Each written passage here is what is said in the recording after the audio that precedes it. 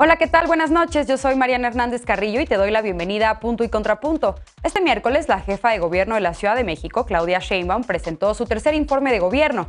La mandataria expuso los avances de la campaña de vacunación, la inversión en el sector salud, los resultados de programas sociales y el desarrollo de su estrategia de seguridad, entre otros temas. ¿Qué aciertos y pendientes destacan las y los panelistas de hoy?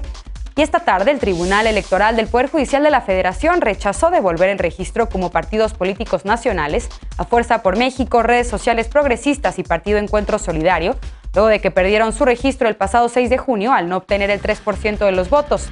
¿Qué implicaciones tiene esta decisión del tribunal? Veremos qué opina la mesa de miércoles. Y este domingo se realizaron las elecciones extraordinarias en Nayarit para elegir representante en el Senado, después de que Miguel Ángel Navarro dejó su escaño tras ganar la elección de gobernador en junio. Ganó la morenista Rosalena Jiménez con más de la mitad de los votos. ¿Qué representa para Morena esta victoria? Estos son los temas que discutiremos esta noche. No te vayas, que ya empieza Punto y Contrapunto.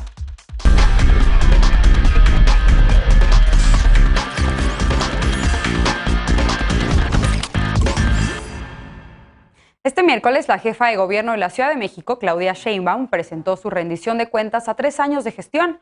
Destacó la estrategia de atención por la emergencia sanitaria, las acciones en materia de seguridad y violencia contra las mujeres, así como movilidad y recuperación económica. Veamos en contexto.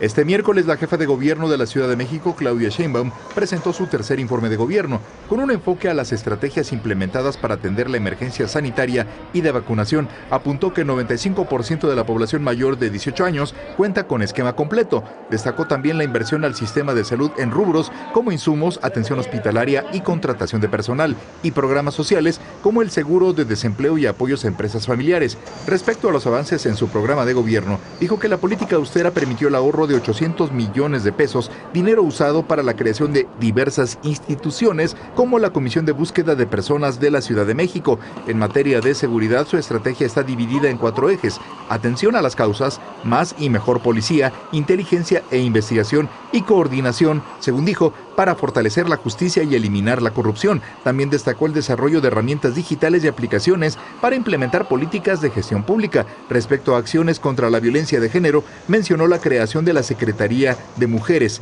la declaración de la alerta de género en 2019 en la capital para mejorar el acceso a la justicia de mujeres y niñas, y la implementación de programas sociales orientados a la seguridad de las mujeres. En cuanto a movilidad, dijo que su administración se ha centrado en 4 puntos: desigualdad en tiempos de traslado y condiciones de viaje, fragmentación de las instituciones, ineficiencia de la infraestructura e inseguridad. Punto y contrapunto.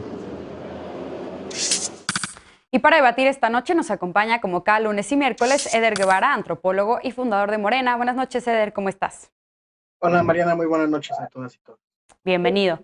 Nos acompaña en esta ocasión Julieta Ramírez, diputada federal por Morena. Buenas noches, Julieta. Qué bueno que nos acompañas hoy. Muy buenas noches, saludos a todos. Bienvenida. Daniela Malpica, coordinadora de Justicia Transicional México y amiga de este programa. Bienvenida, Daniela. Hola, muy buenas noches. Qué gusto estar por acá. Y Leonardo Núñez, analista político. Bienvenido, Leonardo, ¿cómo estás?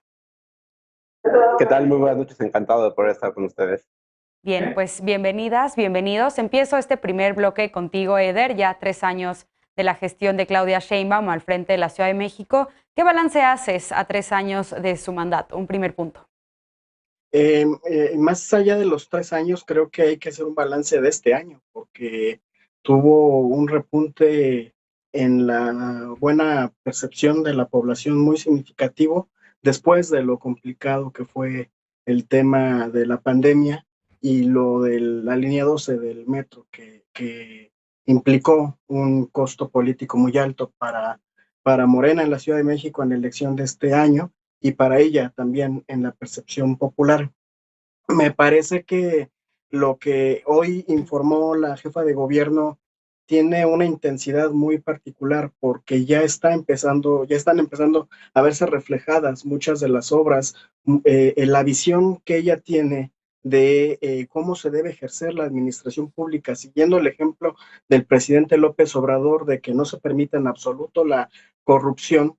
Y mucha gente dice, ¿con qué calidad moral? Si Bartlett, y bueno, el tema de la obra pública, de la obra de infraestructura del gobierno federal y del gobierno de la Ciudad de México, la cantidad de parques e incluso de ríos que ha llevado a cabo el gobierno de la ciudad, la nueva infraestructura de transporte, porque ya no es viable construir nuevas líneas del metro en la Ciudad de México, y entonces ahora se está apostando por este cablebús, que además garantiza que llegue a las colonias más marginadas de la Ciudad de México, que son las que están en los cerros que en algún momento fueron invadidos. La manera en la que ha trabajado para descentralizar la cultura, el acceso a vida digna, las áreas recreativas y las áreas verdes, rescatando parques como el de San Juan de Aragón, el cual agradezco yo mucho porque ahí privaba mucho la inseguridad. Era uno de los parques que tenemos aquí en la zona norte de la zona metropolitana, y es muy importante la forma en la que ha trabajado para que las colonias de la periferia se sientan representadas por el gobierno de la Ciudad de México, que no todo se quede en el centro, en el sur de la ciudad.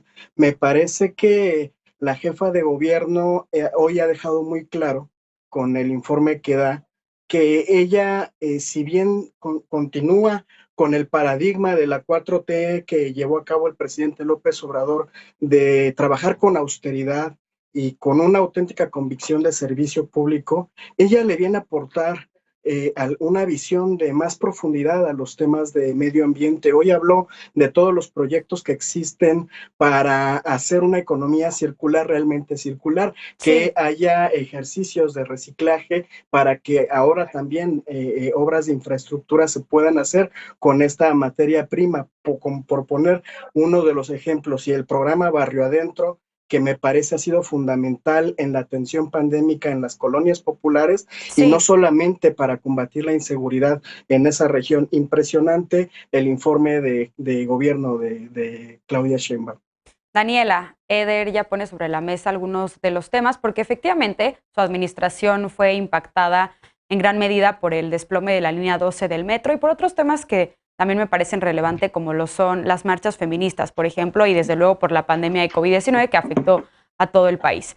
¿Qué decir a 3 años de su sexenio? ¿Cómo lo ves tú? ¿Y qué balancearías? ¿Qué destacas de su informe? Bueno, primero, pues muchas gracias por la invitación y por estar aquí de nuevo. Creo que para mí, en lo que me gustaría centrarme el día de hoy, es un aspecto positivo, por ejemplo, del manejo de la pandemia, que al día de hoy tenemos el 95% de adultos mayores de 18 años con el esquema completo de vacunación, e incluso anuncian ya que empieza un refuerzo ante las nuevas variantes del COVID, lo cual veo sumamente positivo. No obstante, creo que sí es importante recordar el manejo que hubo en el pico o durante la crisis, justamente de diciembre y enero de 2020, transitando hacia el 2021, que justamente al tratar de no crear una confrontación entre lo que se estaba diciendo entre las fuerzas, entre el gobierno federal y el gobierno local, pues vimos una reacción tardía para poder cerrar de cierta manera la economía, lo que generó pues muchísimos contagios y desafortunadamente muchas muertes, ¿no? Creo que ahí podemos ver como un balance. Y otro punto importante que a mí me gustaría detenerme, pues es precisamente en el tema de las acciones feministas, ¿no? Por más que la jefa ahora destaca acciones contra violencia de género, menciona la creación de la Secretaría de la Mujer, que continúan con la declaración de la alerta de género de 2019, la implementación de diversos programas sociales orientados a la seguridad. Pues esto no es una realidad que estemos sintiendo las mujeres o el movimiento feminista, y que esto contrasta mucho en cómo se han recibido y se han atendido justamente las demandas del movimiento, sobre todo en marchas y en manifestaciones, ¿no? Y encuentro, contrastando con lo que se plantea en el informe, pues muy desafortunadas algunas declaraciones de la jefa de gobierno, como el asociar el movimiento feminista con la destrucción de las manifestaciones, el decir que en donde ha habido ciertas quemas eso representa fascismo, Me parece que precisamente el asociar al movimiento feminista a este tipo de movimientos violentos y no abrir a una comprensión mucho más grande, que estoy segura que en el fondo ya la tiene, me parece pues un desacierto. Bien, Leonardo, con lo que ya ponen sobre la mesa tanto Eder como Daniela, ¿cómo ves tú cómo llega la jefa de gobierno a la mitad de su administración? Una persona que podría ser una candidata de Morena para el 2024, de acuerdo con las encuestas. ¿Qué balancearías tú? Bueno, creo que resulta muy atinado que ella sea la candidata o quien apunta a ser la candidata principal de Morena, porque muchos de los problemas que se identifican en la administración pública federal desafortunadamente se replican y siguen existiendo con mayor intensidad, incluso en algunos casos dentro del gobierno de la Ciudad de México. A mí me encantaría vivir en la ciudad que describe Eber, me encantaría que la realidad fuera tan alegre, pero cuando vemos los números reales, las cifras, y más allá de las percepciones o el cherry picking de resultados específicos, es cuando empezamos a ver una ciudad que contrasta con esta excesivo y desbordada confianza, ¿no? La primera cifra es, la pandemia claramente tuvo efectos negativos, ¿no? Y uno de los puntos principales es hoy tenemos más pobres de los que teníamos antes de que empezara el sexenio. Una disculpa por el ruido, pero pues como sabrán estoy en el campamento del CIDE y pues me tuve que mover para que no se escuchara peor, pero bueno. Había 152,000 personas pobres en situación de pobreza extrema en 2018, el 1.7% de la población. Hoy en 2020 tenemos 400,000 personas en pobreza extrema. 4.3% más. Eso es un incremento que contrasta con otras ciudades, con otros estados donde se manejó de diferente manera. Entonces, a pesar de que hubo un intento con algunas políticas específicas para atender a algunas personas, no fue suficiente y hoy tenemos un retroceso en los niveles de pobreza que va aparejado con otros números. En 2018, el 20.1% de la población de la Ciudad de México no tenía acceso a los servicios de salud. Ahora eso ha incrementado hasta 26.7%. Y con ese podemos seguir repitiendo algunas otras cifras que ponen en evidencia que la Ciudad de México empezó a tener resultados que se señalan y se presumen como que se atendió a la población más pobre, pero cuando vemos los resultados reales vemos que no es así. Y creo que uno de los puntos específicos donde hace agua ese discurso, por ejemplo, es sobre presumir sobre los programas sociales. Si revisamos, efectivamente, hoy se gasta más en programas sociales en la Ciudad de México, pero el problema es que como han sido estrategias no focalizadas en la población más pobre, con más necesidades, hoy esos programas no llegan a quienes más los necesitan. Y entonces la población que no es pobre y no sufre ningún tipo de vulnerabilidad, ya sea por derechos sociales o por ingreso, aumentó los apoyos que capta. Antes de la pandemia recibían el 16.2% del total y hoy es 36.1% del total. Resulta que la política social de la Ciudad de México, al igual que en el nivel federal, es profundamente regresiva porque está llevando más dinero a las personas que tienen más recursos en lugar de llevarlas a quienes más lo necesitan. Y podríamos seguir repitiendo una multiplicidad de cifras que solamente muestran que en las cifras tenemos un gobierno que ha dejado abandonados a los más pobres y que también, pues por lo mismo, no es sorpresa los resultados electorales con los que se enfrentó en 2021. Eder, levanta la mano, vamos a escuchar primero a Julieta. Julieta, contrapunto, ¿qué lectura le das tú a la administración Sheinbaum y qué reaccionarías a lo que dice Leonardo? Bueno, en relación a lo que dice Leonardo, me parece una repetición al ritmo que marca la oposición, en donde solamente se memorizan las mismas cifras y las van repitiendo en cada oportunidad que tienen de una forma muy simplista. ¿Qué digo yo? Bueno, la jefa de gobierno llega a su tercer informe a la mitad de su camino como una gobernadora fuerte, la segunda mejor evaluada en todo el país y además con un repunte en su nivel de aprobación. ¿Cuál es lo interesante del repunte de su nivel de aprobación? En primer lugar, aunado a todo lo que comentaron ya mis compañeros sobre los logros específicos de la doctora en materia de movilidad, en materia de medio ambiente, en materia de prevención a la violencia de género y en un sinfín de programas sociales y de la atención a la pandemia por COVID-19, bueno, sabemos de la tragedia que se vivió en Ciudad de México, que afectó también al proceso electoral y que por supuesto afectó a decenas de familias.